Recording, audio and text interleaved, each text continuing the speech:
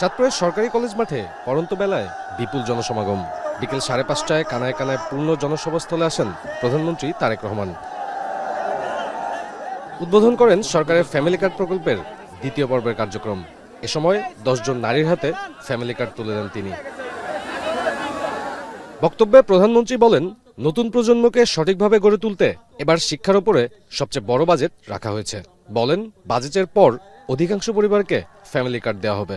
আমরা এই বাজেটে, আগামী যে বাজেট সেই বাজেটে আমরা শিক্ষার উপরে সবচেয়ে বেশি বরাদ্দ রেখেছি, যাতে করে আমরা যেমন স্কুল কলেজ তৈরি করতে পারবো, নতুন নতুন যেখানে যেখানে প্রয়োজন।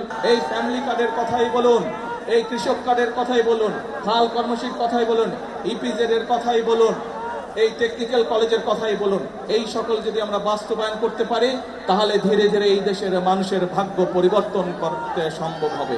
প্রধানমন্ত্রী বলেন, একটি মহল নানাভাবে বিতর্কের সৃষ্টি করছে।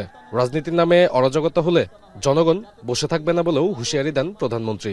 দেশের মানুষ চায় স্থিতিশীলতা, দেশের মানুষ চায় দেশের শান্তি। কিছু মানুষ, একটি মহল বিভিন্ন বিতর্কের সৃষ্টি করছে। আজকে আপনাদেরকে সামনে রেখে আমি বলে দিতে চাই পরিষ্কারভাবে, 2026 সালে 12ই ফেব্রুয়ারি নির্বাচনে আমরা দেশের মানুষকে যে প্রতিশ্রুতি দিয়েছিলাম, দেশের মানুষ তার পক্ষে রায় দিয়েছে।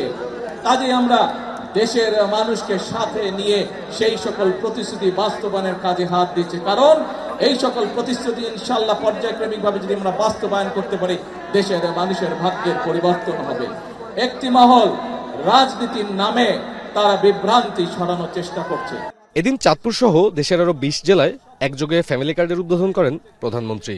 দেশের 15,000 নারী নতুন করে এই সুবিধার আওতাভুক্ত হন। সাব্বির রোজ, এখন, চাঁদপুর।